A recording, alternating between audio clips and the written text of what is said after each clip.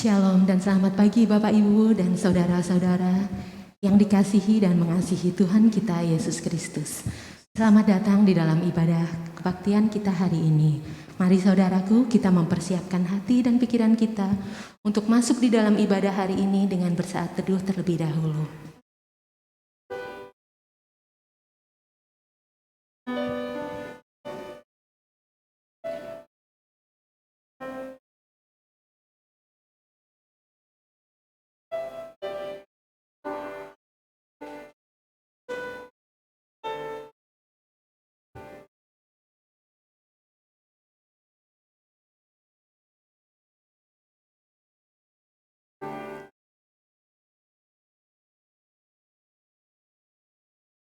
Puji dan hormat kami naikkan bagimu Allah Bapa, Sang Pencipta alam semesta, yang berkuasa atas hidup kami, yang selalu memelihara kami dengan kasih-Mu, yang selalu hadir dan berkarya dalam hidup kami.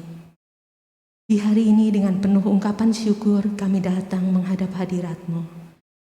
Kami hadir untuk beribadah dan memuliakan Engkau.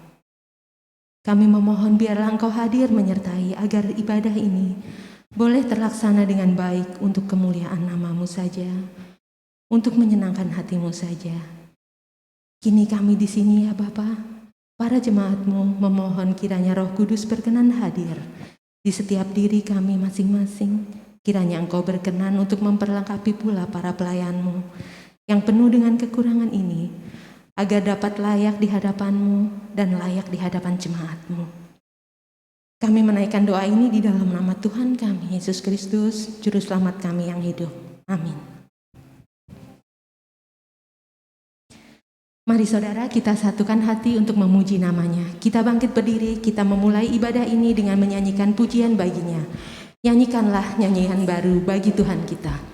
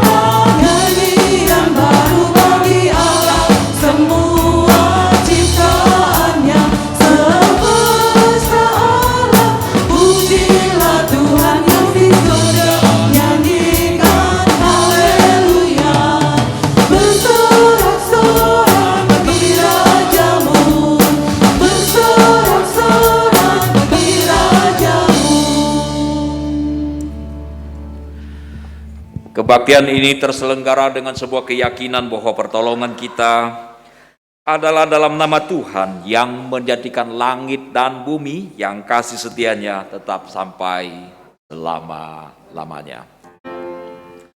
Amin.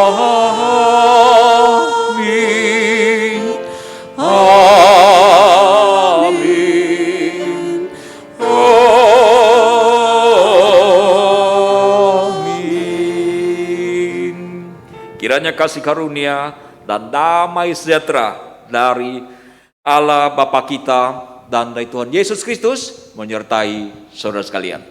Dan menyertai saudara juga. Saudara dipersilakan duduk kembali. Bapak, Ibu, dan saudara-saudara sekalian, tema ibadah kita pada hari ini adalah percaya pada pemeliharaan Bapa. dengan ayat penuntun bagi kita terambil dari kitab Matius 6 ayat 26. Demikian bunyinya. Pandanglah burung-burung di langit yang tidak menabur dan tidak menuai dan tidak mengumpulkan bekal dalam lumbung, namun diberi makan oleh Bapamu yang di sorga. Bukankah kamu jauh melebihi burung-burung itu? Kini saudara, kita akan mempersiapkan diri kita untuk masuk di dalam doa pengakuan dosa kita. Sebelumnya mari kita menyanyikan lagu Aku di tanganmu dan aku di hatimu.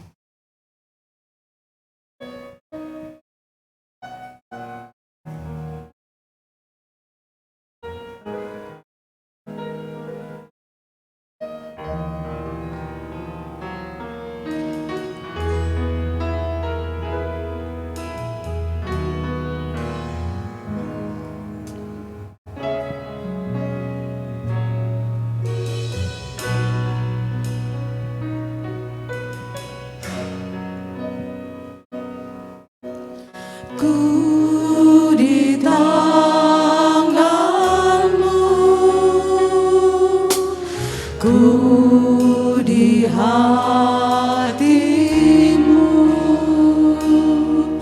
di pikiranmu, di rencanamu, tak pernah ku sendiri.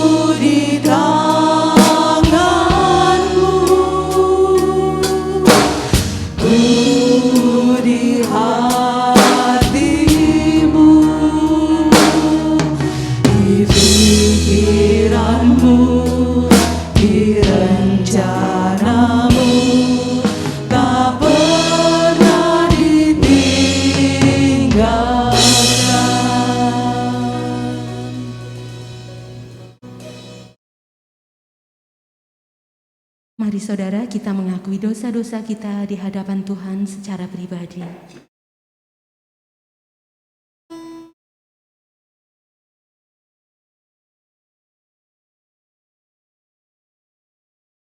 Ya Bapa yang terlebih dahulu mengasihi kami,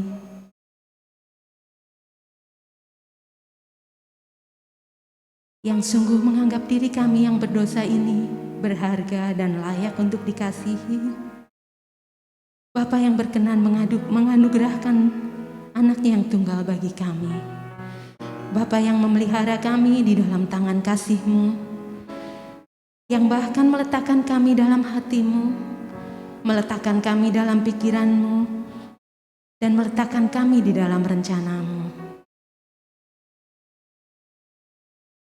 Ampunilah kami yang berdosa ini, yang justru masih seringkali tetap menjalani hidup ini tidak seturut dengan perintah-Mu.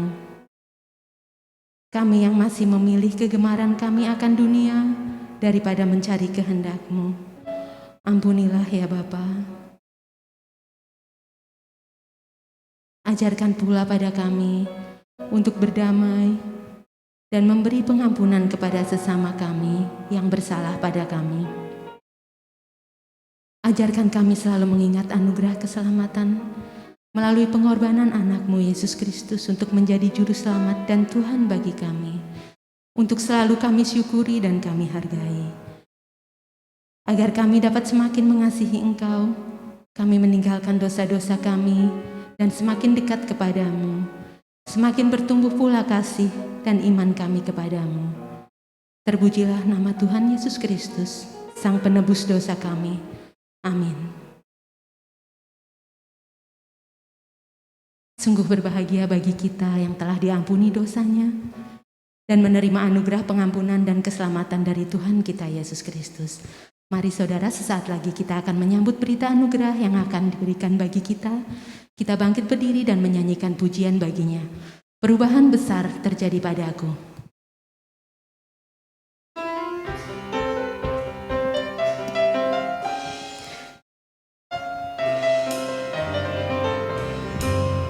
Perubahan besar hingga kehidupanku sejak Yesus di hatiku. Di jiwaku bersinar terang yang cerah sejak Yesus di hatiku. Sejak Yesus di hatiku. Sejak Yesus di hatiku. Jiwaku bergema bagai ombak besar.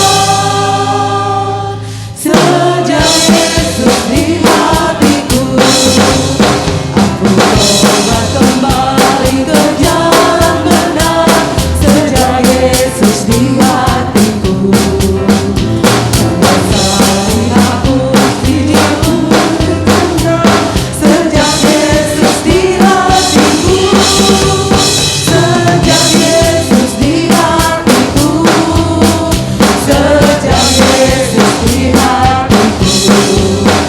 Jiwaku bergema bagai ombak besar. Sejak Yesus di hatiku. Berita anugerah bagi kita terambil dari kitab Mazmur nomor 86 ayatnya yang kelima. Demikian bunyinya. Sebab Engkau ya Tuhan baik dan suka mengampuni dan berlimpah kasih setia bagi semua orang yang berseru kepadamu. Demikianlah berita anugerah bagi kita dari Tuhan. Syukur kepada Allah. Saudara dipersilakan duduk kembali. Mari kita membuka Alkitab kita dan bersama-sama membaca secara bertanggapan bacaan responsoria kita yang terambil dari kitab Mazmur nomor 3 ayat 1-9. Kita akan membaca secara bergantian. Saya akan membaca ayat pertama dan saudara membaca ayat selanjutnya.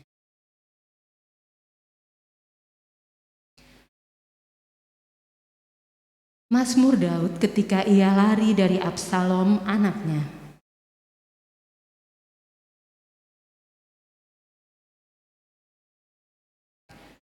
Banyak orang yang berkata tentang aku, baginya tidak ada pertolongan daripada Allah.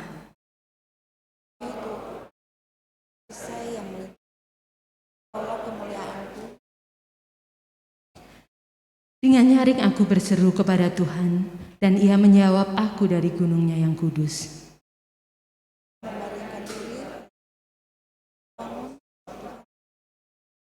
Aku tidak takut kepada puluhan ribu orang yang siap mengepung aku.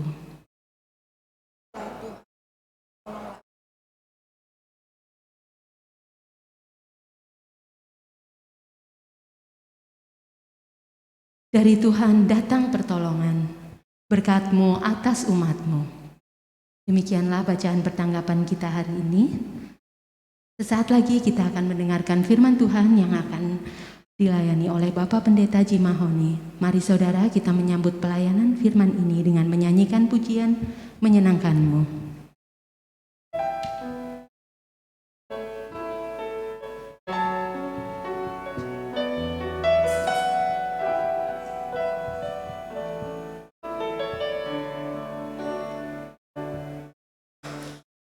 Tuhan, ku mau menyenangkan-Mu. Tuhan, bentuklah hati ini jadi bejana untuk hormat-Mu, cemerlang bagai emas murni. Mari saudara kita bangkit berdiri. Tuhan, ku serahkan hatiku, semua ku berikan padamu. Kuduskan hingga tulus selalu, agar aku menyenangkan-Mu,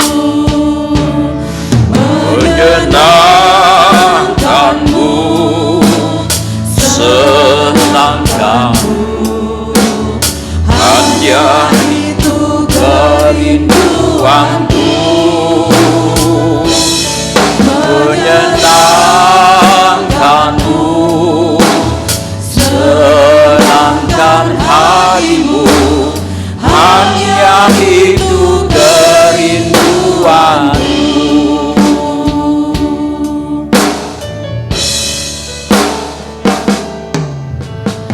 Tuhan, ku mau Menyenangkan-Mu,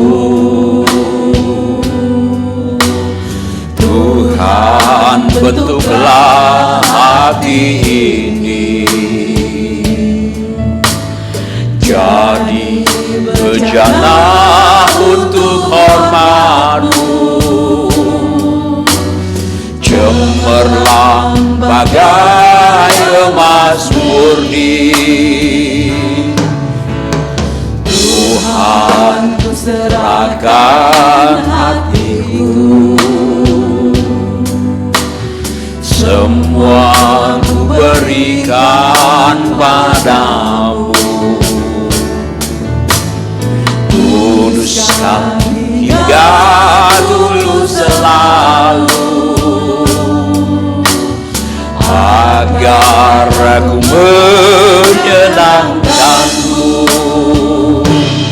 menyenangkan-Mu, senangkan-Mu, hanya itu kerinduanku. Menyenangkan-Mu, senangkan hatiku, hanya itu kerinduanku.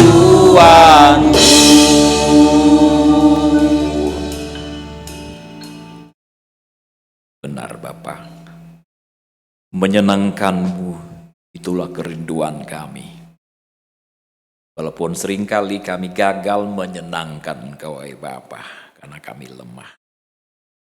Bapa, berkenanlah atas kehadiran kami di rumah-Mu pada hari ini ya Bapa. Sekarang kami akan membaca, merenungkan firman-Mu. Berilah Roh Kudus menuntun pikiran kami. Berikanlah firman kepada kami ya Bapa. Dalam Yesus Tuhan kami memohon. Amin. Bapak Ibu dipersilakan duduk kembali.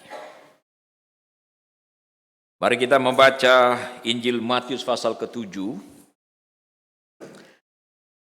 ayat 7 hingga ke-11. Injil Matius pasal ke-7, ayat 7. Mintalah, maka akan diberikan kepadamu. Carilah, maka kamu akan mendapat. Ketoklah, maka pintu akan dibukakan bagimu. Karena setiap orang yang meminta, menerima, dan setiap orang yang mencari, mendapat. Dan setiap orang yang mengetok, baginya pintu dibukakan. Adakah seorang daripadamu yang memberi batu kepada anaknya jika ia meminta roti, atau memberi ular jika ia meminta ikan?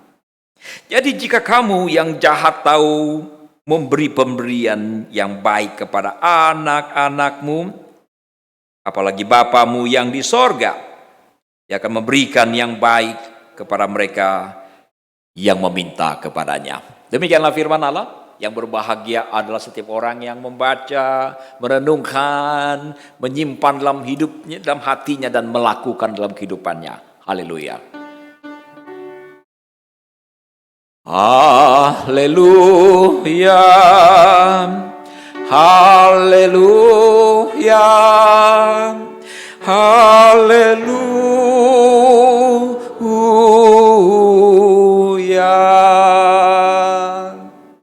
Selamat siang Bapak Ibu, saudara sekalian. Salam sejahtera buat saudara sekalian. Bolehkah buka masker kira-kira 2-3 detik untuk memberikan senyum kepada tetangga kiri kanan kita?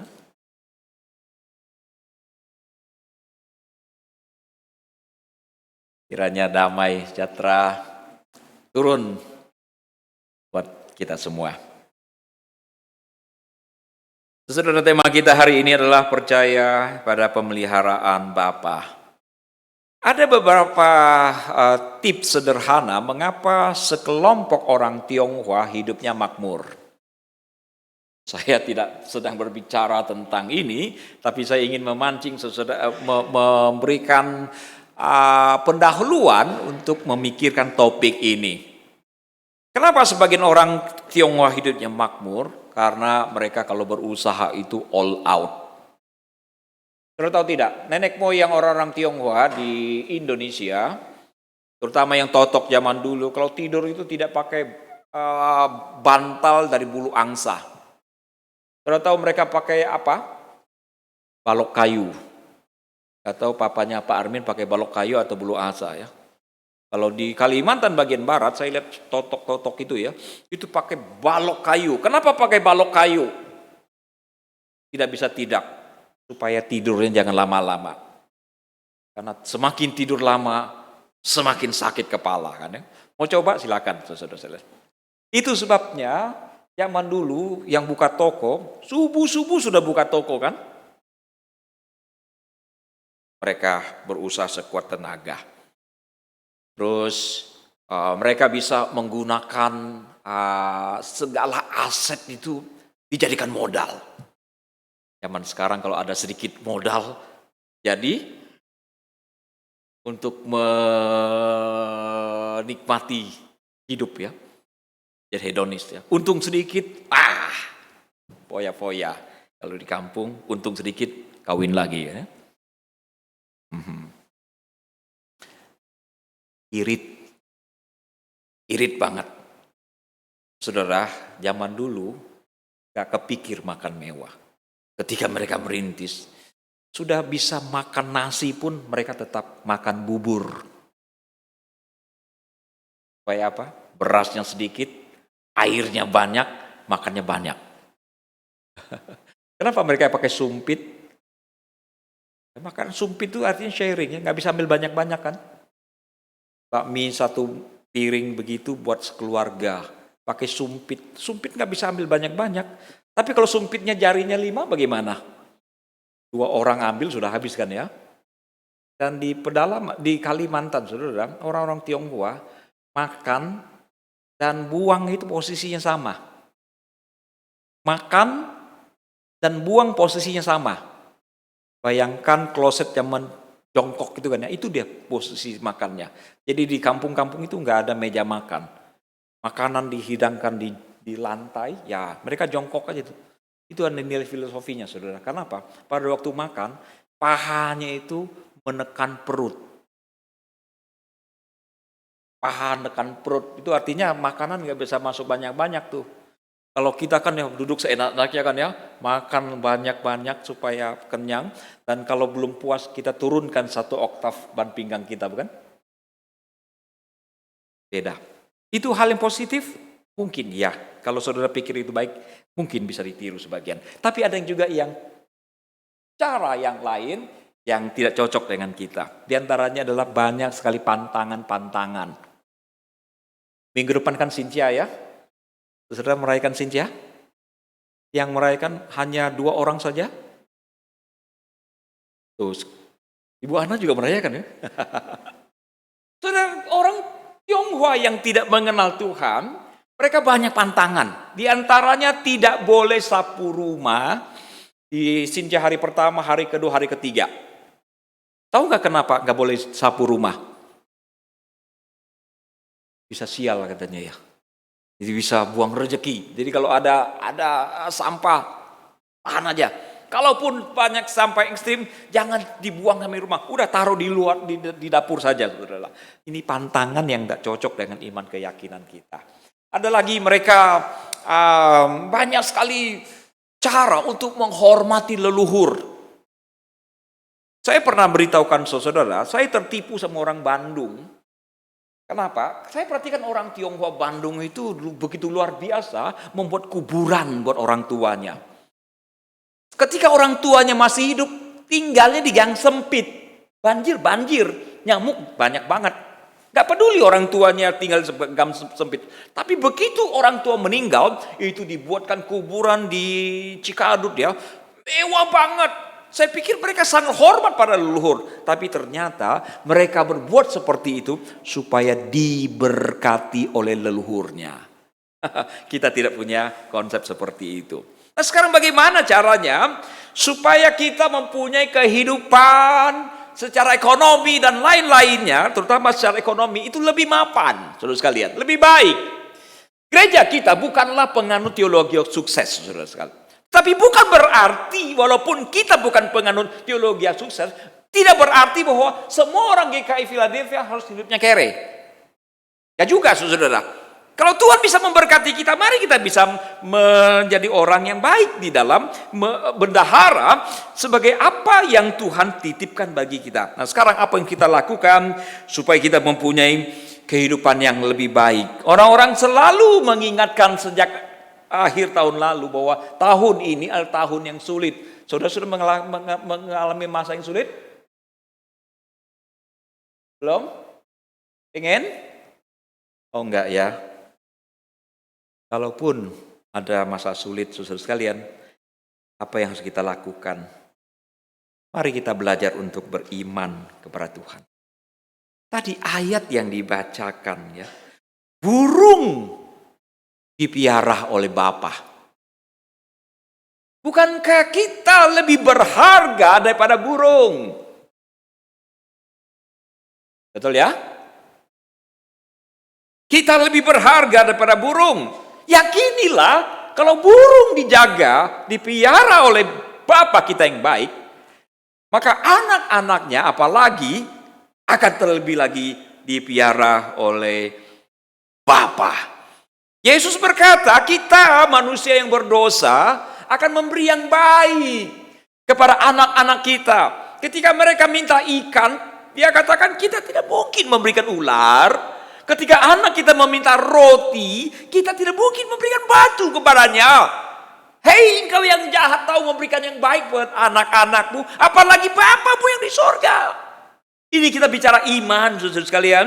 Setiap orang Kristen mari kita belajar beriman dengan sungguh-sungguh akan pemeliharaan Tuhan akan diri kita. Tapi apa artinya beriman, saudara sekalian? Apa artinya kita percaya pada Kristus? Sederhananya adalah kita adalah pengikut Yesus. Tapi permisi tanya, kita pengikut Yesus atau Yesus pengikut kita? Kita pengikut Yesus atau Yesus pengikut kita? Seorang penulis buku bernama Mark Batterson di dalam bukunya All In, ada satu kalimat yang sangat unik. Mari kita simak kalimat dia, saudara. Pak Steve, minta tolong ditampilkan.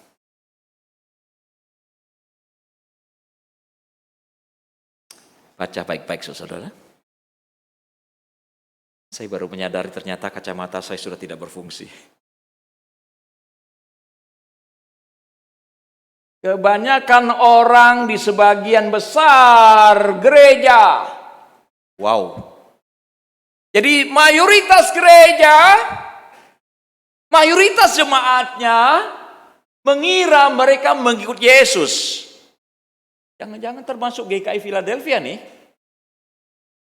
Jadi kita mengira kita mengikut Yesus. Tapi saya tidak begitu yakin. Mereka mungkin mengira sedang mengikut Yesus. Tapi kenyataannya begini. Mereka hanya mengundang Yesus untuk mengikuti mereka. Wow. Kepikir nggak kalimat seperti ini, saudara?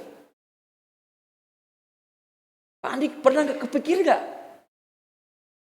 Kita selalu berkata, saya pengikut Yesus. Saya Kristen. Kristus. Pengikut Kristus. Itu sebabnya saya sebut Kristen. Tapi dia sanksi, dia bilang ya. Kebanyakan anggota jemaat berpikir seperti itu. Tapi dia bilang, kenyataannya mereka hanya mengundang Yesus mengikuti mereka. Jangan-jangan kita hanya mengundang Yesus mengikuti kita loh. Bukan kita menanggapi undangan dia untuk menjadi pengikut dia. Terlalu sering saya ingin Yesus mengikuti saya. Untuk apa? Melayani tujuan saya. Untuk melakukan apa yang saya inginkan, apa yang saya kehendaki. Well, saya pikir buku ini layak untuk dibaca, untuk kita pikirkan dan direnungkan, saudara sekalian. Kita yang merasa pengikut Yesus, kalau itu terjadi, mari kita berubah bersama-sama, saudara. Bukan mengundang Yesus melakukan apa yang kita inginkan, tapi kita betul-betul mengikut dia, bergantung pada dia, beriman. Saudara, percaya pada pemeliharaan Bapa Tuhan. Saya pikir seorang tokoh bernama George Muller memberikan pelajaran rohani yang sangat luar biasa. Siapakah George Muller ini? Ini fotonya, saudara.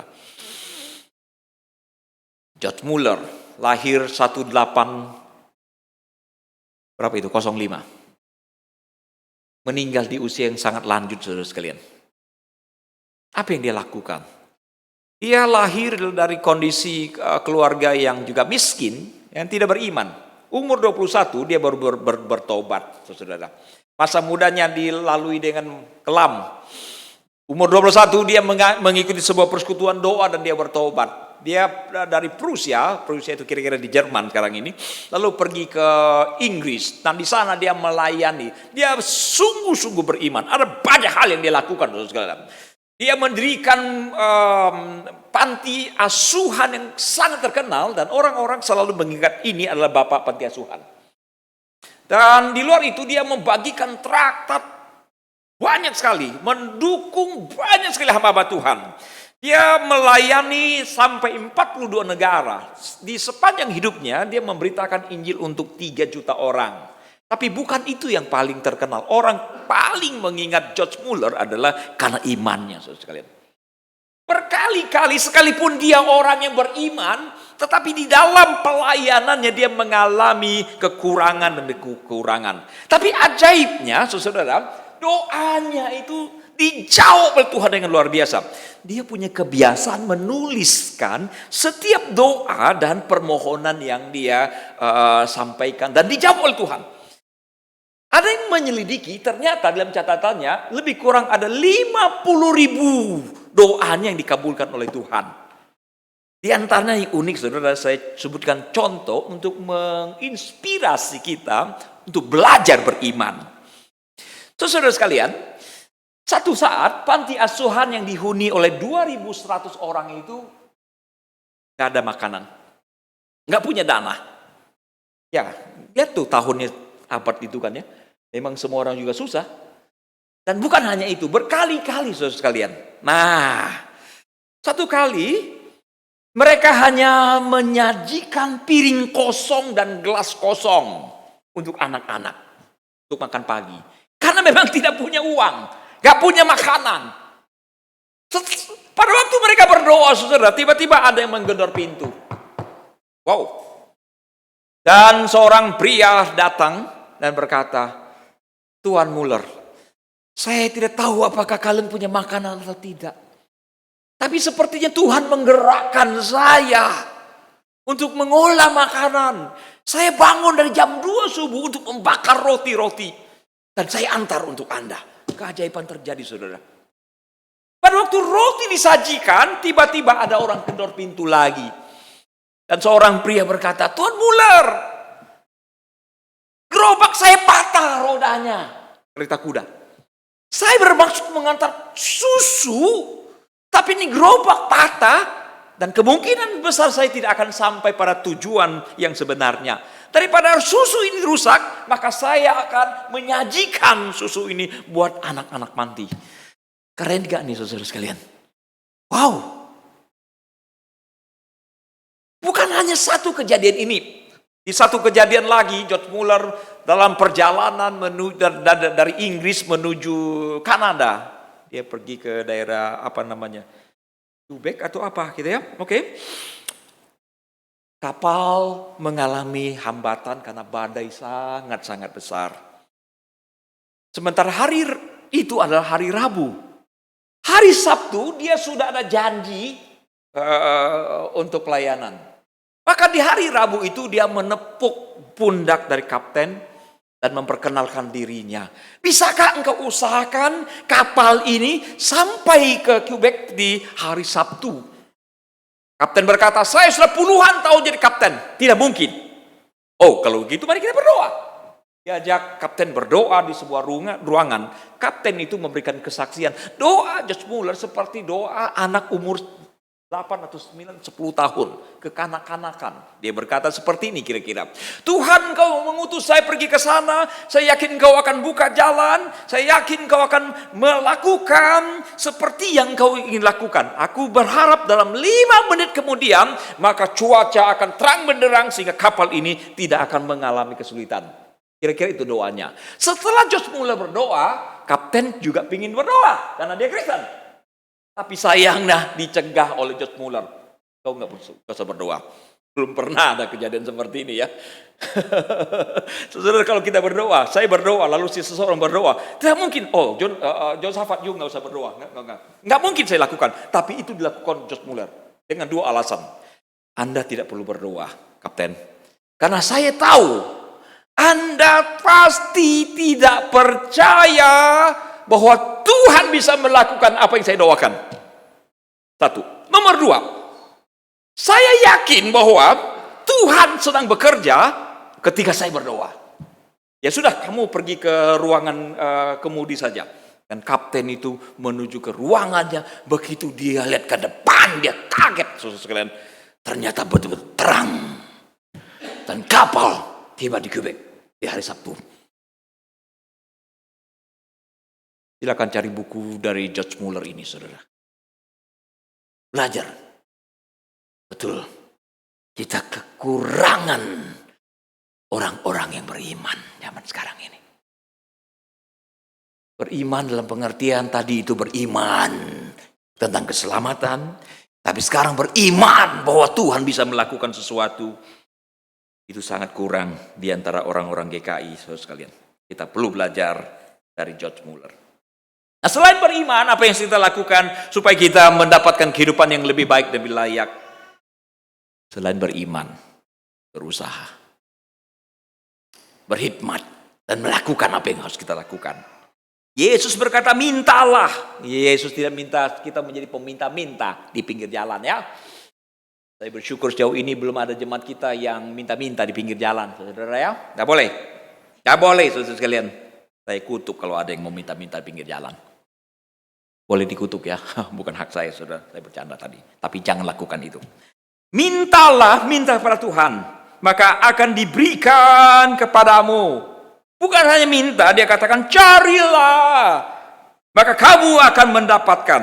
Ketuklah, maka pintu akan dibukakan bagimu.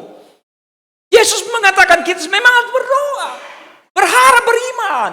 Tapi di luar itu kita harus melakukan bagian-bagian kita. Mempersiapkan yang terbaik. Saudara sekalian, saya tahu sebagian orang menyesal kenapa pada waktu masa mudanya tidak mempersiapkan diri dengan baik. Sehingga ketika masuk usia dewasa banyak mengalami kesulitan, hambatan. Karena tidak mempersiapkan diri dengan baik untuk menyongsong kehidupan yang lebih baik. Itu masa lalu, gak bisa diubah lagi. Tapi buat anak-anak muda, engkau yang masih punya potensi, engkau sedang belajar sungguh-sungguh. Gunakan kesempatan ini, saudara sekalian. Saya ingat ketika zaman sekolah dulu ya, kami tinggal di pinggiran kota Pontianak ya, satu komplek perusahaan kayu, kami tinggal di sana. Mayoritas hampir semua kawan-kawan saya tidak mau sekolah, saudara. Aneh bin ajaib. Senangnya main kelereng, main judi, dan sebagainya. Di zaman itu, di zaman Soeharto, kami diberikan liburan 1 minggu kalau hari Sintia. Saya sudah beritahukan Anda. Seingat saya cuma sekali atau 2 kali saya tidak masuk sekolah. Selebihnya kami jalan kaki, tak peduli mau hari apa, hari Sintia, Imlek, kayak hujan, kayak badai, tetap pergi sekolah. So, saya tidak mengatakan saya lebih kaya daripada kawan-kawan saya, tapi kenyataan memang saya lebih baik daripada banyak kawan-kawan saya yang sampai hari ini terpuruk. Kenapa? Karena tidak mempersiapkan diri dengan baik. Lakukan apa yang bisa kita lakukan, anak-anak muda. Bagaimana dengan kita sekarang ini?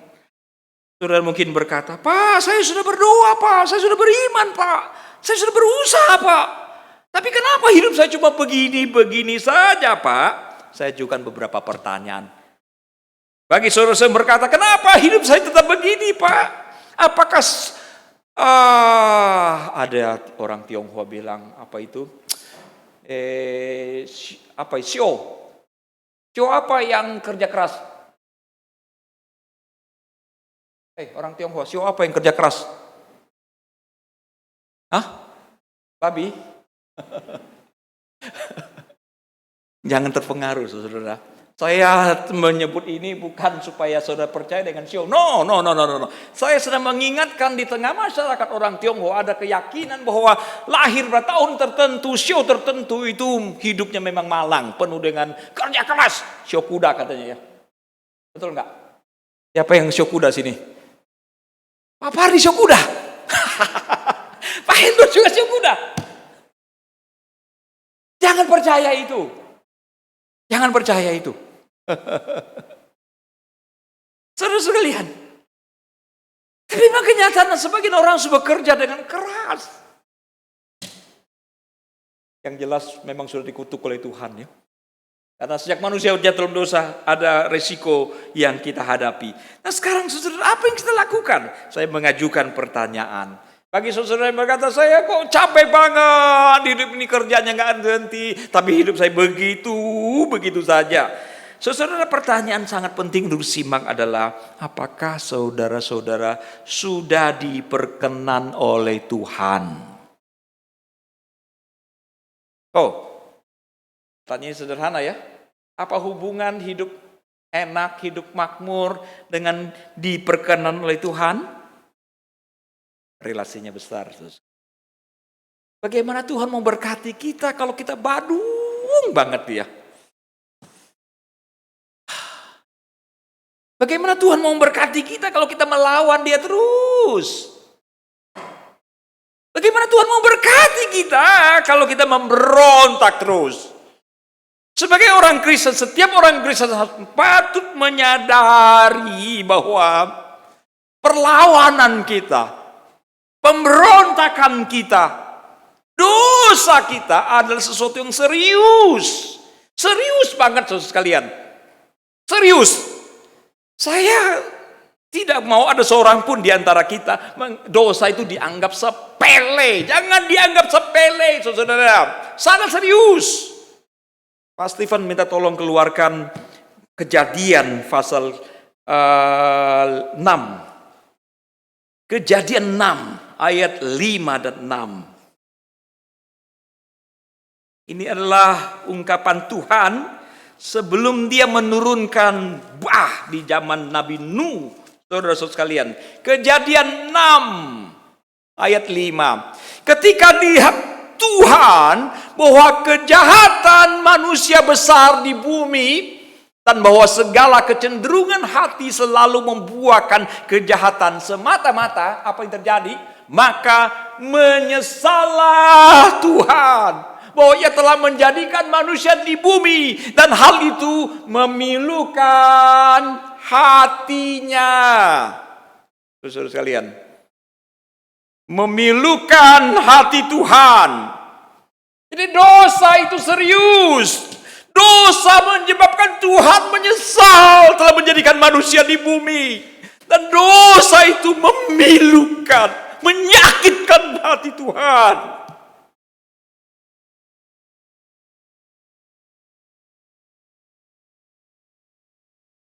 Berapa tahun yang lampau saya jadi panitia sebuah seminar nasional yang diselenggarakan oleh kampus kami.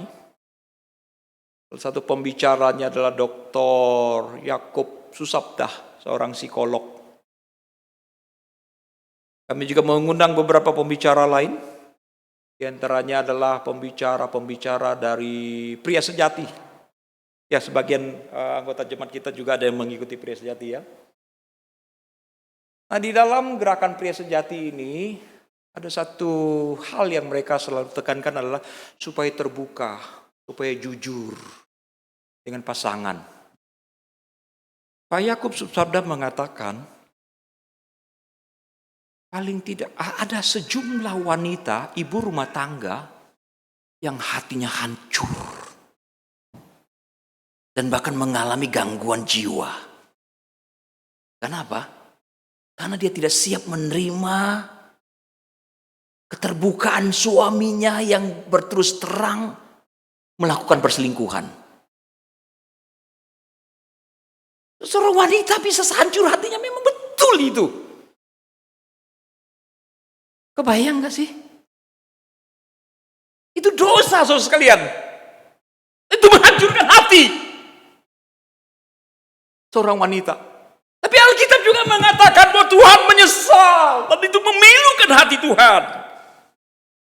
Saudara, kalau kita sering memberontak pada dia, melawan dia, lalu kita minta diberkati oleh dia. Bapak, ibu yang punya anak, pernah anak melakukan kesalahan yang cukup serius dan membuat bapak ibu jengkel gitu? Ibu Iva pernah jengkel sama anak ganteng itu? Belum pernah ya? Yosafat, buat mama jengkel. Jangan. Bapak ibu pernah mengalami dilawan oleh anak-anak? Yuli pernah? Pernah ya? Ores pernah? Pernah juga ya? Saya juga pernah. Ibu Ana pernah dibikin jengkel sama Joshua? Pernah juga ya? Sekarang pertanyaan saya, buat orang tua yang pernah disakiti, jengkel banget ya, jengkel, bikin nangis-nangis ibunya. Pokoknya kurang ajar banget ya anak ya. Berhari-hari kemudian udah mulai lega kan ya. Tapi ini urusan belum selesai. Tiba-tiba itu anak datang, manis-manis ria, tapi ujung-ujungnya minta duit. Gimana? Armin pernah ngalami gitu Pak? Syukur belum pernah. Mau coba Pak? Apa yang saudara-saudara lakukan terhadap anak yang kurang ajar ini, emosi kita sudah mulai reda, tapi sekarang, karena ada maunya dia manis saja gitu ya. Lalu ujung-ujungnya duit. Apa yang dilakukan? Apa yang terjadi? Siapa yang langsung emosinya naik lagi? Nggak ada yang jujur kalau begitu. Saya jujur. Itu emosi saya naik lagi loh. Saudara mengalami gitu enggak sih? Belum pernah ngalami ya? Saudara sekalian, ingat baik-baik. Kalau kita memberontak, kita bilang kita Kristen, kita berontak, kita melawan dia. Begitu kita butuh, kita minta diberkati, jangan-jangan murka Tuhan langsung menyala loh. Itu mengerikan saudara-saudara, itu mengerikan. Tapi saudara mungkin berkata, tapi kan ada orang yang walaupun melawan Tuhan hidupnya makmur aja tuh. Enak aja tuh, jaya makmur. Waspada saudara sekalian, waspada. Kalau menurut pemikiran saya, teologi saya, jangan-jangan orang yang kaya raya, makmur, sehat, lancar, tidak ada masalah dalam hidupnya, Tapi melawan Tuhan, jangan-jangan semua pendapatan yang dia sedang nikmati itu adalah sebuah murka Allah. Masa iya sih? Jadi jangan dia pikir bahwa dimurkai oleh Tuhan hanya dihajar, dipukul. Belum tentu, saudara. Bisa dalam kondisi jaya, makmur, hebat. Dari mana kita tahu? Problemnya, saudara harus bertanya dulu. Tuhan bisa nggak murka pada orang? Jawab dulu ini. Bisa apa tidak? Tuhan boleh murka tidak? Kalau Tuhan tidak bisa murka, dia sudah berhenti, sudah pensiun jadi Tuhan. Oke, nah sekarang. Tuhan bisa nggak murka pada anak-anaknya, orang Kristen? Bisa apa tidak? Oke, setuju ya. Tuhan bisa nggak tidak mengampuni orang lain? Nah, ini agak sulit ya. Bisa tidak Tuhan menutup hatinya untuk mengampuni orang lain? Bisa tidak Tuhan mencegah orang-orang untuk diampuni? Bisa apa tidak? Ini udah sering saya khotbahkan, saudara. Nggak nyimak ternyata ya. Saudara sekalian masih ingat, kenapa Yesus mengajar dengan perumpamaan? Mengapa? Supaya orang... Mari lihatlah Markus ya. Nanti saya akan ajak saudara lihat contoh dalam perjanjian lama untuk menjelaskan bahwa kekayaan, kemakmuran untuk orang fasik itu adalah murka Allah. Mari lihat dulu dasar teologisnya adalah Markus pasal 4 saudara sekalian. Markus 4 ayat 10. Boleh tampilkan pasti. Karena banyak yang tidak bawa Alkitab sekarang. Markus 4 ayat 10, ketika ia sendirian, pengikut-pengikutnya dan ke-12 murid itu menanyakan dia tentang perumpamaan itu. Penabur. Jawabnya, kepadamu telah diberikan rahasia kerajaan Allah, tetapi kepada orang-orang luar segala sesuatu disampaikan dalam perumpamaan. Supaya apa? Kenapa dalam perumpamaan? Supaya sekalipun melihat, mereka tidak menanggap. Sekalipun mendengar, mereka tidak mengerti. Kenapa dibuat tidak mengerti? Tujuan akhirnya adalah supaya mereka jangan berbalik dan mendapat ampun. Setuju tidak bahwa ada orang tertentu yang Tuhan tidak akan ampuni? Yes! Yang pertama adalah orang yang menghujat Roh Kudus. Yang sudah diterangi hatinya untuk percaya pada Yesus, tapi mengeraskan hati, menolak dia. Tuhan memang panjang sabar. Tapi kalau dia terus mengeraskan hati, selesai, saudara. Yang kedua adalah orang yang sudah tahu kebenaran. Udah ngerti kebenaran. Tapi terus mengeraskan hati. Ini yang disebut dengan tegar hati. Referensi untuk memahami ini memang sulit, saudara sekalian. Kenapa? Sepertinya bertolak belakang antara di satu sisi Tuhan baik, Tuhan penuh pengampunan, Tuhan ingin selamatkan semua orang. Di satu sisi tuh ada orang yang ditutup pintu keselamatan. Sepertinya bertolak belakang. Padahal tidak. Bukan Allah yang memulai. Tapi orang sudah diberikan kesempatan melawan terus menerus. Sampai satu saat Tuhan berkata, enough. Itu bahasa Jawa ya. Oh, cukup. Maka Tuhan tutup pintu. Tuhan lakukan sebuah tindakan radikal. Sehingga orang-orang seperti itu tidak lagi bisa bertobat. Tuhan yang mencegahnya. Betulkah demikian? Roma 11 ayat 7. Saudara, saya tidak asal omong, saudara. Mari lihat Roma 11 ayat 7. Roma 11 ayat 7. Jadi bagaimana Israel tidak memperoleh apa yang dikejarnya, tapi orang-orang terpilih telah memperolehnya. Dan orang-orang yang lain telah, apa yang terjadi? Masih ada orang? Telah tegar hatinya. Apa yang terjadi dengan orang yang tegar hati? Ayat 8. Seperti ada tertulis. membuat mereka tidur nyenyak. Memberikan mata untuk tidak melihat, telinga untuk tidak mendengar. Sampai pada hari sekarang ini. Siapakah yang saya maksudkan? Allah. Apakah orang Kristen bisa tegar hati?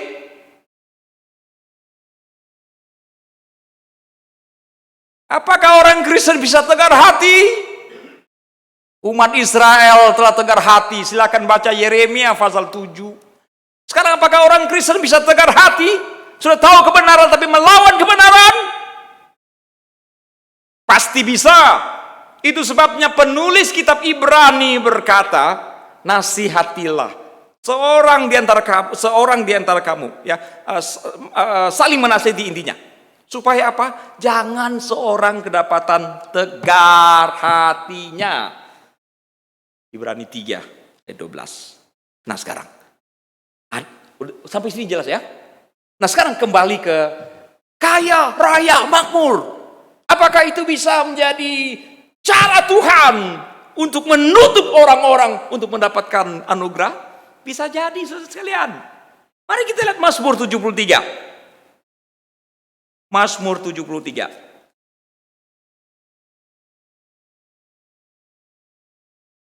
Ayat 1, agak panjang ya. Ini khotbah agak panjang, saudara. Kemungkinan akan selesai jam 5 sore. Jadi bersiaplah. Mazmur 73 ayat 1. Sesungguhnya Allah itu baik bagi mereka yang tulus hatinya. Bagi mereka yang bersih hatinya. Tetapi aku sedikit lagi maka kakiku terpleset. Nyaris aku tergelincir. Apa sebabnya? Sebab aku cemburu kepada pembual-pembual. Bapak Ibu perhatikan, saudara sekalian perhatikan, seperti apakah pembual itu. Kalau aku melihat kemujuran orang fasik, perhatikan seperti apa orang pembual dan orang fasik itu. Ayat 4. Kesakitan tidak ada pada mereka, sehat dan gemuk tubuh mereka.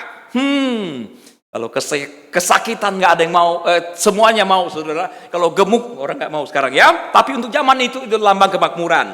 Mereka tidak mengalami kesusahan manusia. Wow, siapa yang tidak mau seperti itu?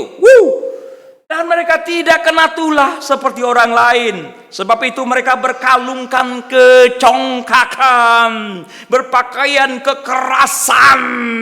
Karena kegemukan kesalahan mereka menyolok, hati mereka meluap-luap dengan sangkaan. Mereka menyindir, mengata-ngatai dengan jahat. Hal pemerasan bicarakan dengan tinggi hati. Mereka membuka mulut melawan langit, artinya melawan Tuhan. Lidah mereka membual di bumi. Wow, berapa banyak dosa mereka? Berapa banyak dosa mereka? Yang bisa menjawab, silakan ambil tiket masuk surga di Tata Usaha. Banyak. Tapi bagaimana kondisi mereka, Bu Mary? Ada 2 Bu Mary, belakang juga ada 1. Makmur, kaya raya. Sampai-sampai si Asaf ini, penulis Mazmur ini, cemburu.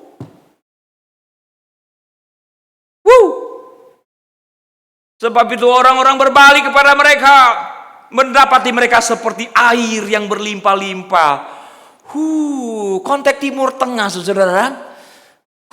Melihat air berlimpah-limpah. Itu kemewahan yang luar biasa. Dan mereka berkata, bagaimana Allah tahu hal itu? Adakah pengetahuan pada Allah Maha Tinggi? Mereka menghujat Tuhan. Sesungguhnya itulah orang-orang fasik. Mereka menambah harta benda dan senang selamanya. Tuh, orang fasik nambah harta, senang selamanya. Siapa yang mau? Ada yang mau? Orang fasik nambah harta dan senang selamanya. Siapa bilang dia senang selamanya? Asaf tidak mengerti misteri ilahi. Tapi ketika dia masuk ke rumah Tuhan, dia mulai sadar. Sebelumnya dia bilang, aku setiap hari kena tulah. Sia-sia aku mempertahankan tangan yang bersih. Sia-sia. Tapi setiap hari aku kena tulah dan kena hukuman setiap hari, setiap pagi. Tapi ketika aku bermaksud untuk mengetahuinya, hal itu menjadi kesulitan di mataku. 17. Sampai aku masuk ke tempat kudus Allah, memperhatikan kesudahan mereka. Siapa mereka itu? Orang fasik. Seperti apa orang fasik? Apa yang Tuhan perbuat bagi mereka?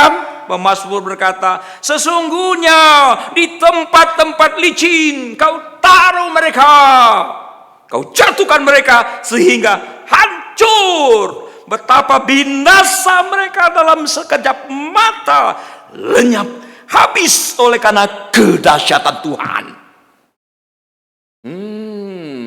Dia baru sadar. Oh, jadi orang-orang yang jaya, makmur, itu orang sedang dimurkai Tuhan.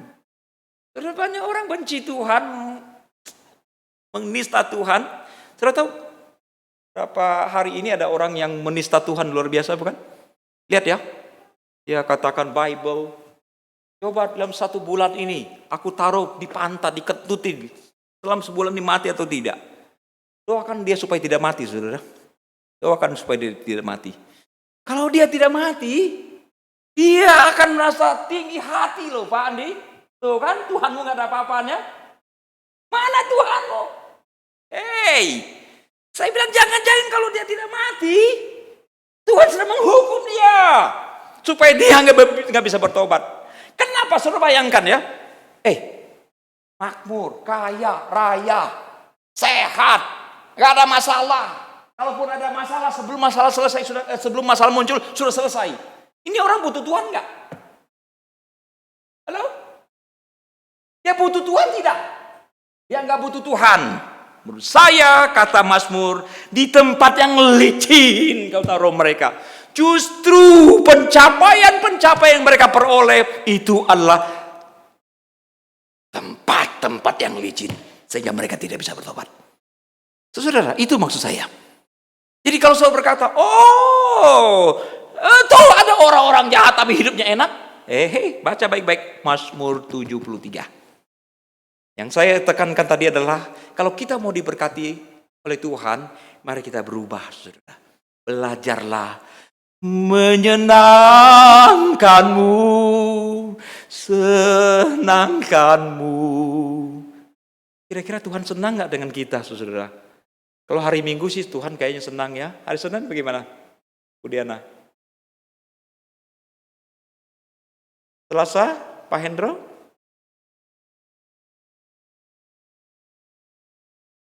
Rabu, Pak Malan?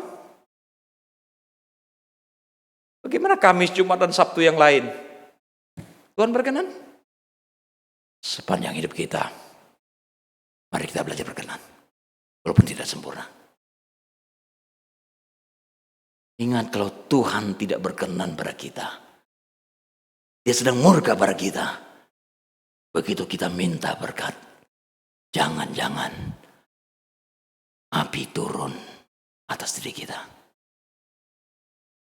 Kalaupun api tidak turun, jangan-jangan ketika kita sedang dimurkai, kita dilimpahi kenikmatan yang luar biasa, sehingga kita tidak perlu lagi Tuhan. Dan itu adalah murka Tuhan. Saudara, pertanyaan berikutnya.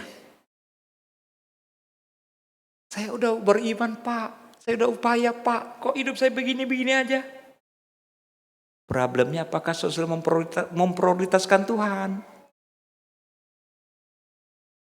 Memprioritaskan Tuhan. Ini penting banget saudara. Nah sekarang siapa yang memprioritaskan Tuhan dalam hidup? Ketika kita berdoa, kita minta diprioritaskan, bukan? Ya kan? Kita minta yang terbaik pada Tuhan kan? Gak ada yang minta, Tuhan dikit aja lah Tuhan. Gak usah banyak-banyak, dikit aja. Kita minta yang baik dari Tuhan. Karena kita tahu Tuhan itu baik. Tapi apakah kita menaruh prioritas Tuhan dalam hidup kita ini? Ini dua hal yang berbeda, saudara. Banyak orang kebaktian pun untuk bertemu, menyembah pada Tuhan pun itu bukan prioritas. Ada yang lain, prioritas yang lain, saudara. Ketika diminta pelayanan ya, kadang-kadang ada ya bedanya ya, kita minta berkat Tuhan dengan pelayanan itu beda langit dan bumi, saudara. Kalau kita diberkati nggak ada yang komplain ya. Ya Pak Andi pernah nggak diberkati ya? Oh saya yang diberkati sih Tuhan. Kok yang lain enggak ya? Pak Heri kok enggak? Kok saya sendiri aja Tuhan? Please Tuhan, saya udah cukup Tuhan, udah stop Tuhan. Ada nggak diberkati bilang cukup Tuhan, stop, kasih yang lain. Kasih bucing hui aja, saya nggak mau lagi. Ada nggak Pak Asin yang model begitu? Nggak ada. Makin diberkati kita makin minta kan? Tapi ketika Tuhan meminta kita lakukan sesuatu, kita mulai lihat Tuhan. Nggak ada yang lain Tuhan. Kau saya melulu sih Tuhan. Itu bedanya saudara. Dan mari saudara, kalau kita mau minta prioritas Tuhan dari diri kita, mari kita juga menaruh prioritas Tuhan dalam diri kita. Doa saja bolong-bolong, mengucap syukur juga bolong-bolong, tidak memprioritaskan Tuhan. Bagaimana Tuhan memberkati kita? Yang berikutnya, pertanyaan yang selanjutnya adalah, apakah kita sudah menjadi bendahara yang baik? Menjadi bendahara yang baik. Amsal 11 ayat 24 berkata, ada orang menebar harta tapi bertambah kaya. Menebar harta tapi kaya. Ini menunggang balikan konsep dunia kan ya. Kita pikir kalau kita nebar-nebar harta, ini bukan sembarangan, ini bukan bicara investasi loh saudara. Ini bukan bicara foya-foya, tapi menyebarkan harta, menyalurkan harta secara bebas, itu maksudnya saudara. Pertama kaya. Boleh tampilkan ayat ini Stephen. Amsal 11 ayat 24 supaya setiap orang di antara kita nyimak dengan baik. Baca bersama-sama. 1, 2 dan 3. Bacanya kurang kompak ya. 1, 2 dan 3. Ada yang menyebar harta tapi bertambah kaya. Ada yang hemat secara luar biasa namun selalu kekurangan. Saudara-saudara yang mana nih? Yang menebar atau yang hemat? Saudara termasuk yang hemat luar biasa, tapi ujung-ujungnya kekurangan. Tapi ada orang yang menebar, tapi bertambah kaya. Tahu nggak rahasianya di mana? Rahasianya adalah Amsal 19 ayat 17. Amsal 19 ayat 17. Ayo baca bersama-sama, setelah itu kita akan berdoa. Amsal 19 ayat 17. Oke, ini dia. 1, 2 dan 3. Siapa menaruh belas kasihan kepada orang lemah, memiutangi Tuhan, dia akan membalas perbuatannya. Ini kuncinya saudara. Jadilah bendahara yang baik. Kalau kita mau diberkati, kita diberkati oleh Tuhan oleh orang lain. Dan ketika Tuhan memberkati kita, ada orang lain yang Tuhan ingin berkati melalui kita. Jadi ketika kita memberkati orang yang lemah, Amsal berkata kita memiutangi Tuhan. Satu-satunya ayat dalam Alkitab yang berkata memiutangi Tuhan. Ini dia ayatnya. Dan Anda sudah tahu caranya. Menaruh belas kasihan. Ini bukan hanya sekedar berkata, kasihan deh lu Pak Andi. Kasihan deh lu, bukan. Bukan untuk diucapkan. Belas kasihan bukan untuk kita hirup. Kita akan mati bunuh diri kalau kita menikmati belas kasihan kita. Melihat seseorang, kita belas kasihan bukan untuk diucapkan, tapi mendorong kita melakukan. Dan ketika kita melakukan, firman Allah berkata, memiutangi Tuhan. Dan Tuhan akan membalas perbuatan itu. Kiranya Tuhan memberkati kita semua. Mari kita berdoa. Saudara sekalian, kita merindukan mempunyai kehidupan yang lebih baik dan lebih baik. Tapi firman Tuhan hari ini memberikan pengajaran supaya kita mempunyai sikap yang tepat. Kita kita pengikut Yesus atau kita minta Yesus jadi pengikut kita? Kita sungguh-sungguhkah beriman? Dan sudahkah kita lakukan yang terbaik? Tuhan memang memberkati. Tapi ada upaya kita, ada usaha kita yang kita lakukan. Saudara yang sudah merasa berusaha, sudah beriman. Tapi pertanyaannya adalah Tuhan berkenan tidak atas usaha, atas kehidupan sehari-hari. Ingat dengan baik dosa menghalangi Tuhan bekerja. Tolong kami Bapa untuk menginsafi apa yang harus kami lakukan. Dan berhenti atas apa yang tidak harus kami lakukan. Sekiranya ada di antara kami yang sedang berkeluh kesah karena sulitnya hidup, beratnya tekanan, banyaknya kebutuhan, dan sulitnya mendapatkan rezeki. Tuhan berikanlah belas kasihan-Mu. Jelikan mata rohani semua orang di antara kami yang berharap kepadamu. Sekiranya ada di antara kami yang terikat, terbelenggu oleh kebiasaan yang buruk, oleh dosa bahkan, Tuhan berikanlah belas kasihan-Mu. Jangan cepat menutup pintu anugerah-Mu ya Bapa. Dengarkan kami Bapa, dalam Kristus Allah kami memohon. Amin. Sedikit warta untuk saudara simak.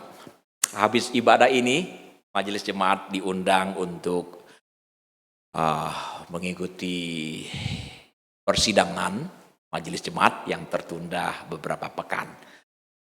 Kemudian minggu depan, saudara, itu adalah bertepatan Hari Raya Sapu Rumah. Tahu ya, Hari Raya Sapu Rumah. Hari Imlek maksud saya, saudara. Karena gereja kita adalah dalam tradisi Tionghoa, saudara sekalian ya, maka sebagian akan pergi paiciah ya, pergi sinciaan ke family, ke orang tua dan sebagainya. Maka minggu depan kebaktian hanya ada satu kali, yaitu pada pagi saudara sekalian. 7.30, 9.30 diliburkan satu kali. Jadi tolong diperhatikan saudara ya, karena kalau datang jam segini, Pak Hendro akan khotbah sendiri. Dengar Ibu Iva sama Josafat saja. Oke. Nah ini ada lowongan pekerjaan yang kira-kira memenuhi kriteria ini dan membutuhkan pekerjaan ini, bisa berkomunikasi dengan Ibu Desi di Tata Usaha.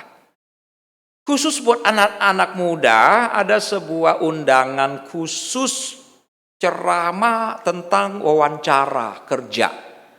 Bagi saudara yang dalam waktu dekat akan mengikuti wawancara kerja, kalau ingin mengikuti sebuah workshop bisa menghubungi saya, karena acara ini diadakan oleh GKI Agape, adakan seharian katanya ya, ada workshop. Nah, yang membutuhkan bisa hubungi saya, silakan daftar. Anak-anak muda kita ya, yang kira-kira membutuhkan pelatihan menghadapi wawancara kerja, nah, boleh berkomunikasi dengan saya akan perkenalkan pada mereka. Pak Pardi, ada pendatang baru hari ini, saya ingin berkenalan.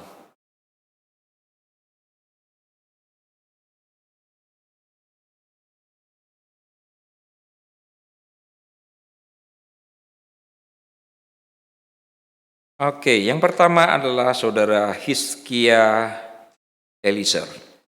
Hizkia. Oh, boleh bangkit berdiri, Hizkia. Iya. Dari Purwokerto. Keluarga ya Bu Iva ya. Oh iya, selamat datang ya. Apakah sudah dapat souvenir? Oke. Yang kedua adalah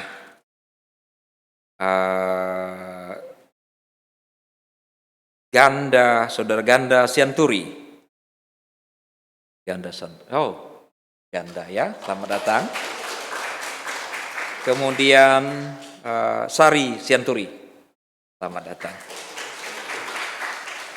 Saudara kandung ya? Oh. Sianturi, kita tahu dari Papua ya? Selamat datang. Horas. Satu lagi, wow, ini ada nama yang lain nih, Johan ya, betul ya? Tuhan. Oh, lagi keluar. Oh iya. Sampaikan selamat datang buat Johan nanti ya. Baik. Silakan Bu Iva. Mari kita beri tepuk tangan buat kawan kita yang pertama datang ya. Iya, Bu Iva, silakan lanjutkan bagian akhir ibadah kita.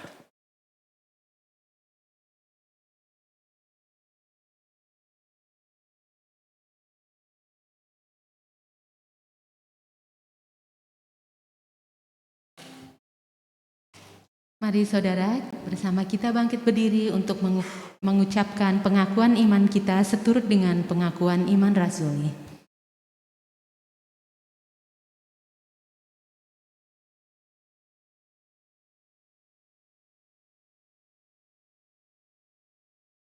Aku percaya kepada Allah, Bapa yang Maha Kuasa, Khalik langit dan bumi, dan kepada Yesus Kristus, Anaknya yang tunggal Tuhan kita, yang dikandung daripada Roh Kudus, lahir dari anak darah Maria, yang menderita sengsara di bawah pemerintahan Pontius Pilatus, disalibkan, mati dan dikuburkan, turun ke dalam kerajaan maut.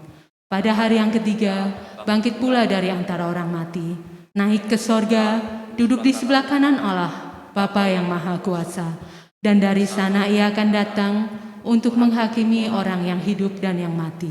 Aku percaya kepada Roh Kudus, gereja yang kudus dan persekutuan orang kudus, pengampunan dosa, kebangkitan orang mati, dan hidup yang kekal.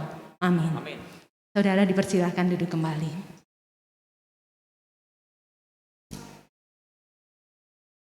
Kini kita akan menyampaikan pelayanan persembahan dan kasih kita kepada Tuhan kita, Yesus Kristus. Mari saudara, kita akan menyatakannya melalui ucapan syukur dari sebagian berkat yang telah kita peroleh dari Tuhan kita. Nats persembahan bagi kita hari ini terambil dari 1 Tawarik pasal 29 ayatnya yang ke-17. Demikian bunyinya. Aku tahu ya Allahku, bahwa Engkau adalah penguji hati dan berkenan kepada keikhlasan. Maka aku pun mempersembahkan semuanya itu dengan sukarela dan tulus ikhlas. Dan sekarang umat-Mu yang hadir di sini telah kulihat memberikan persembahan sukarela kepadamu dengan sukacita. Mari saudara, kita akan mengantarkan persembahan kasih kita dengan pujian baginya, bawa persembahanmu. Kepada yang bertugas, Bapak Mahlan dan Ibu Nova, kami persilakan.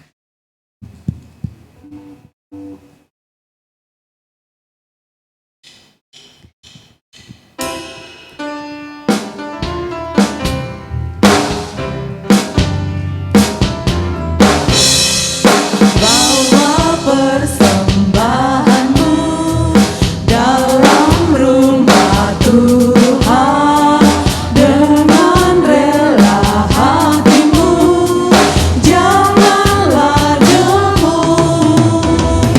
Bawa persembahanmu, bawa dengan suka, bawa persembahanmu, tanda sukacitamu, bawa persembahanmu, ucaplah syukur.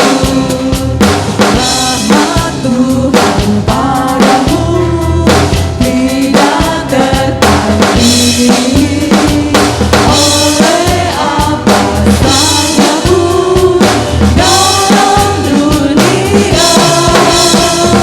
Kasih dan karunia sudah Kau terima.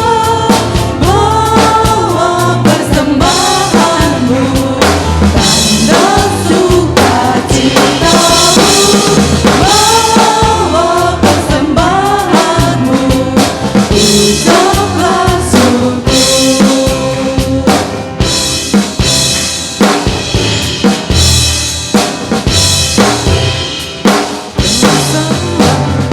Persembahkan dirimu untuk Tuhan pakai, agar kerajaannya makin nyata. Damai dan sejahtera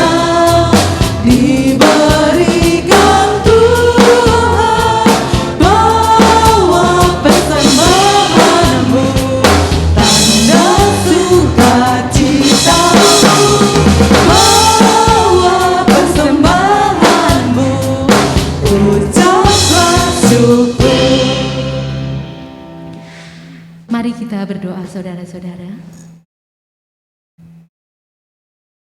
Kami bersyukur ya Tuhan, kami mendapat kesempatan untuk menyampaikan ungkapan syukur kami atas pemeliharaan-Mu dalam hidup kami. Kami bersyukur untuk kasih dan berbagai berkat yang telah Tuhan limpahkan dalam hidup kami. Kini kiranya Engkau berkenan menerima dan Engkau melayakkan persembahan kami ini, yang kami sampaikan dengan penuh sukacita, penuh dengan kerelaan hati, sebagai sebagian dari ungkapan kasih kami dan ketaatan kami kepadamu. Dalam kesempatan ini kami juga mengucap syukur kepadamu atas pelayanan hamba-Mu bagi kami, Bapak Pendeta Jimahoni dan keluarga, bagi kami jemaat-Mu di tempat ini. Melaluinya lah tangan-Mu bekerja bagi kami, sehingga kami dapat semakin mengenal Engkau. Menumbuhkan iman kami dan kasih kami kepada. Kiranya Bapa, kasih dan pemeliharaan dari-Mu senantiasa tercurah bagi keluarga Bapak Pendeta Jimahoni. Biarlah ladang pelayanannya Engkau berkati agar terus bertumbuh dengan subur dan berbuah dengan limpah di hadapan-Mu dan menyenangkan hati-Mu, Bapa. Di dalam nama Tuhan Yesus Kristus kami panjatkan doa ini. Amin.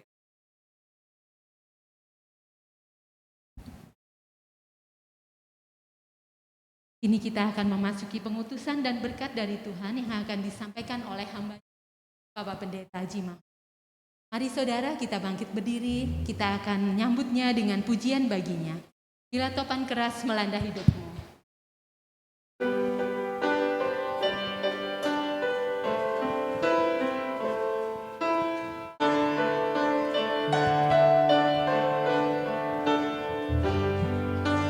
Bila topan keras melanda hidupmu, bila putus asa dan letih lesu, berkat Tuhan satu-satu hitunglah, kau niscaya kagum oleh kasih-Nya. Berkat Tuhan mari hitunglah, kau kan kagum oleh kasih-Nya. Berkat Tuhan mari hitunglah, kau niscaya oleh kasih-Nya. Adakah Beban membuat kau benar, salib yang kau pikul menekan berat. Hitunglah berkatnya pasti kau lega, dan bernyanyi terus penuh bahagia. Berkat Tuhan mari hitunglah, kau kan kagum oleh kasih-Nya. Berkat Tuhan mari hitunglah, kau niscaya kagum oleh kasih-Nya.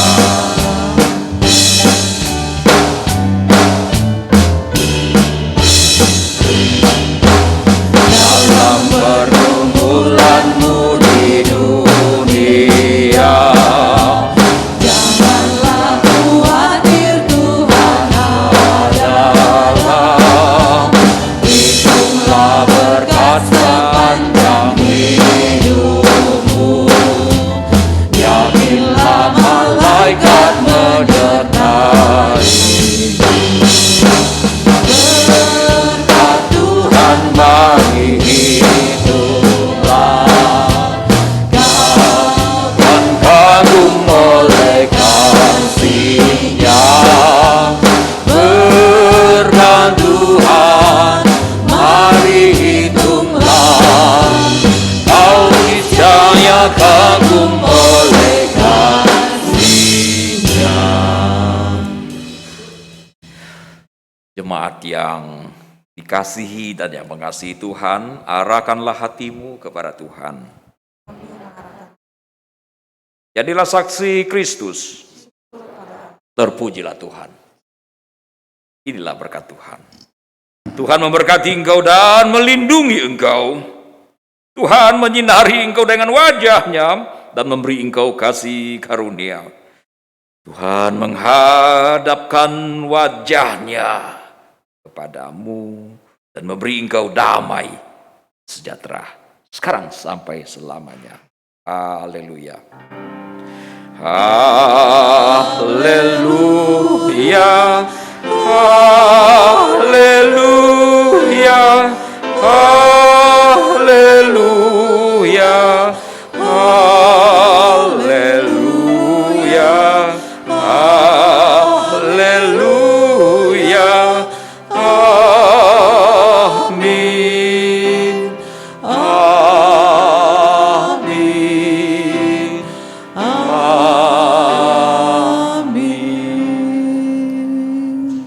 Saudara dipersilahkan duduk kembali.